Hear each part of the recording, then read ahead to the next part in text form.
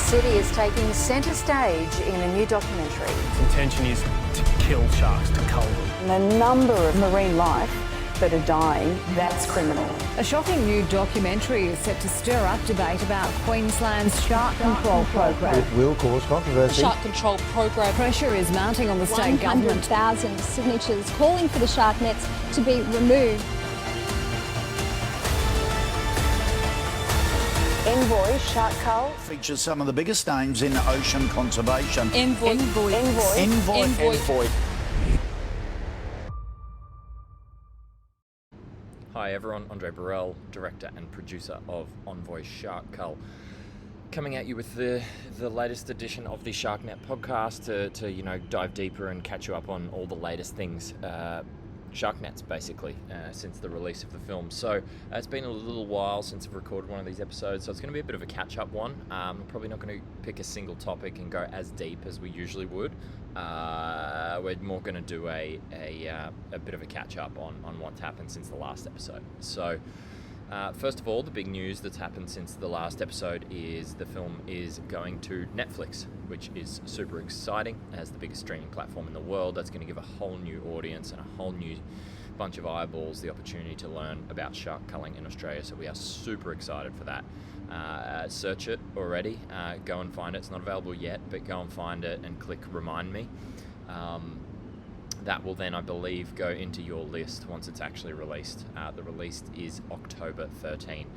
If you cannot find it in your region, in the show notes I'll put a link to basically a request form, a Netflix request form, to basically request it for your region. So very exciting news. Netflix is kind of the holy grail for all films and all filmmakers, I think, especially impact documentary, because it's because the biggest platform's got the most eyeballs. So super excited for that. Having said that, just want to give a quick shout out to the platforms that backed it in the beginning. When it first came out, Discovery in the US and UK, Stan in Australia. Really appreciate the support from the early days, and it will still be available on Stan in Australia, just to be clear.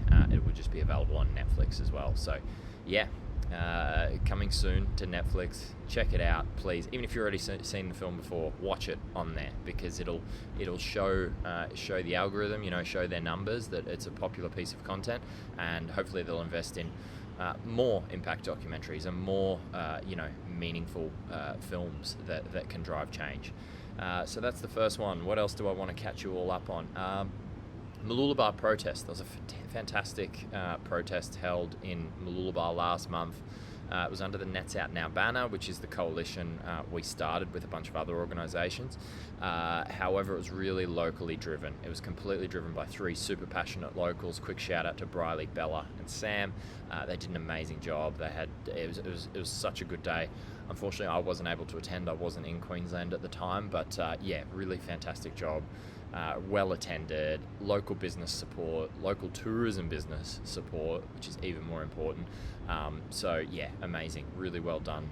And if anyone else is interested in doing the same, so basically being the feet on the ground, being the passionate local to get a protest up in your region, please reach out. We've got resources, we can help you, we can connect you with things, but it really needs to be your thing. This stuff needs to be true, genuine, grassroots, driven from the community. So if you're willing to do that, you're wanting to do that, please reach out. We're happy to help.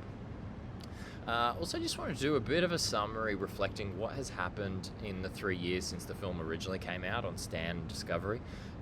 What wins there have been. Now, when I go through these wins, I'm not saying they're all us. I'm not saying it's all because of the documentary. It's because of a lot of passionate people and a lot of passionate organisations doing good work in this space. I'm just using when the film came out as a bit of a point in time, as we can see, what wins have we had in that 3 year period. So I just wanted to go through. So for New South Wales recently, I guess there was some movement in the program in terms of it will be 1 month shorter, remembering that shark nets are removed in New South Wales during whale migration season, and they're in the water for summer. So that meshing season, if you like, that shark netting season was 8 months of each year. It's been shortened to 7, with April dropped.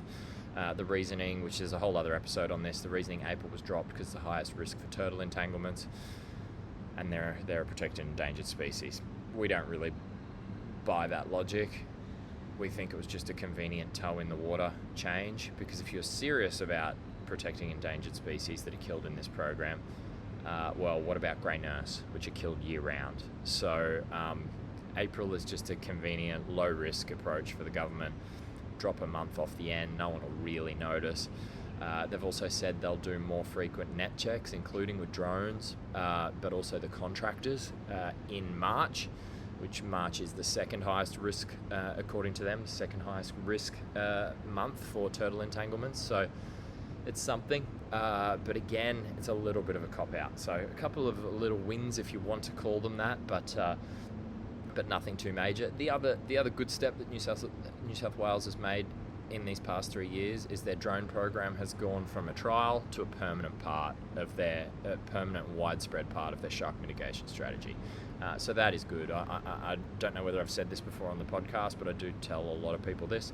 I personally, having spent a lot of time in the water and a lot of time in the water with sharks, I personally would feel much, much safer at beaches knowing drones have got my back and drones are keeping an eye out than I would if there were a net or a drum line in the water. So that drone program, sometime in the last 3 years, I can't remember when exactly it was, becoming a permanent and bigger part of the shark management strategy, I guess you could call a win in terms of the campaign. Queensland's a harder one. I guess really the only major win since 2021, I think you would say, would be the target shark list being reduced. So in Queensland, if animals are caught and they are found alive, which happens rarely because they only check nets and drum lines every 48 hours-ish, can be less, can be more. If animals are found alive, which is rare, target sharks are killed and non-target animals, including non-target sharks, are released. That list used to be 19. Comically large list of target sharks. Most of those have never killed a person ever. So it was 19, and last year it was reduced to 7. So you count that as a little bit of a win. I guess the other, it's really a push to call this a win, but the other, I guess, movement we see is the 2021 to 2025 Queensland Shark Management Strategy. Excuse me. It's the first time that alternatives other than killing sharks have ever really been taken serious. So that 21 to 2025 strategy, which we're coming towards the end of now, started to see, I wouldn't say movement in the right direction, but at least signs of thinking about moving in the right direction. Some small, kind of pretty insignificant in size, but some small trials of better ways of managing the risk of shark bite are in that strategy and have been happening. There now, as at right now, when I'm recording this, there now is an independent review happening by KPMG, so a management consultant, is reviewing the whole program, provide some, I guess, findings and recommendations, and that apparently might inform some changes for 2025. Now, I don't really believe that. The KPMG report can say anything in the world. It doesn't really matter. It's not going to be binding, and it's always going to come down to a political decision of, do we want to implement these recommendations? Our fear is obviously that politicians, being spineless like they often are, won't. But we will see, I guess. But them even having that strategy to think about considering maybe possibly move the program away from a culling program and into something more modern, I guess is a positive. It's a bit of a stretch calling it a win, but it is a bit of a positive. Other than that, look, general stuff. We had 153,000 signatures and counting on our change.org petition. That will probably grow with this Netflix launch, which is fantastic, but hasn't actually led to any meaningful changes. I thought that was worth a bit of a catch up, because sometimes it can feel like we're not achieving much. Anyone working in the space, passionate about this space, and to an extent that is true, because politicians are so resistant to change and so risk averse, and all they really care about, they don't care about protecting you or anyone at the beach, they care about getting re-elected. So it's just safer to leave things as they are. So it can be frustrating. And obviously you've got whole departments under them that enable that. You've got whole departments of public servants that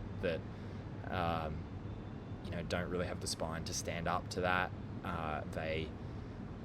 They're more concerned about their job than they are advocating for what should be happening here in many cases. Again, that's not all. But it's often the case. So anyway, Netflix soon. We'll see what extra momentum that creates. And on that topic, I guess the last point I wanted to make is Queensland state election is coming up in a couple of weeks. So a fantastic opportunity to send a message that you are not happy with how the current government is managing the shark control program in Queensland. We see constant animal cruelty. We see constant environmental crimes, really, that the only reason they're not prosecutable is because of an exemption in environmental law. Constant animal cruelty that's only not prosecutable because of loopholes in animal cruelty laws. It's a horrific program, and it's ineffective. And the current government that's in power, the Labor government, has backed this program for a long, long time, and they've dragged their heels on any meaningful change. So when you head to the polling booths, we suggest keeping that in mind. The other major party, LNP, are they going to be better on this issue?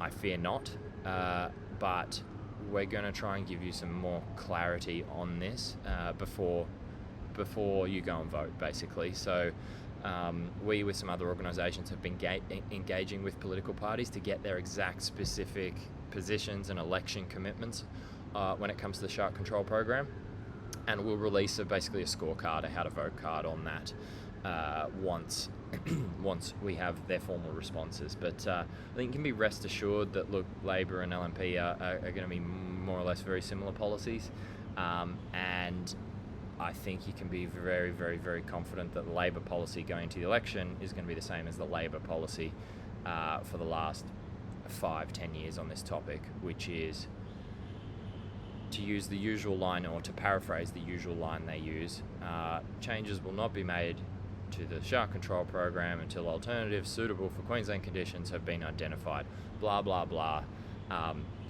Nonsense political word salad. There are alternatives. They know there are alternatives. We could make the Queensland Shark Control Program a non-lethal program, as in doesn't kill sharks to achieve its aim of protecting people. Could do that tomorrow. Really could. So I fear that their position going into the election will be similar. More of that word salad nonsense, not actually committing to anything. A lot of ifs, buts and maybes, then possibly maybe we'll think about changing something. And I fear that LNP is going to be a very, very similar, if not identical, commitment, if you can call it that. But keep an eye out on our socials. Once we have the formal responses, we will formally publish those and inform you how to vote if you are from Queensland. That is probably enough for me this week. I've been going for a little bit too long. I'll try and not leave it so long before the next episode. Please, please, please, even if you've already seen it 100 times, please watch the film on Netflix when it comes out. We need to send the algorithm a message to recommend it to more viewers, obviously important, and also the message to Netflix that, hey, more of this content is what people want to see on your platform. Fantastic. Thanks for now, and catch you on the next one. My first time swimming with a tiger shark was on the Gold Coast, and she was literally taking her last breaths in front of us. For 83 years and counting, we've been running the world's longest marine cull. It is just off our coastline, but it's so hidden from the public. You're afraid naturally of something that you don't know. They're actually the real victims and the ones that have something to fear. Its intention is to kill sharks, to cull them. It is absolutely archaic that we're relying on a program that was devised in 1930. I hope to think every Australian can think like this. It's not a solution by any means. They're just killing sharks. People are unaware that this device is a fishing device.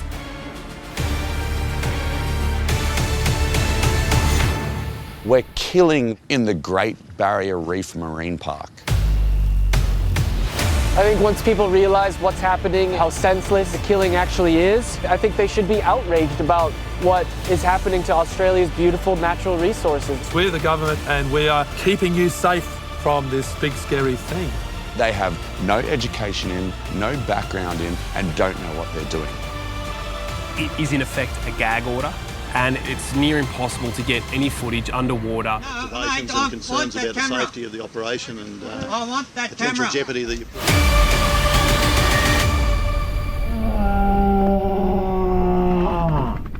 What if our ignorance is about to wipe them out?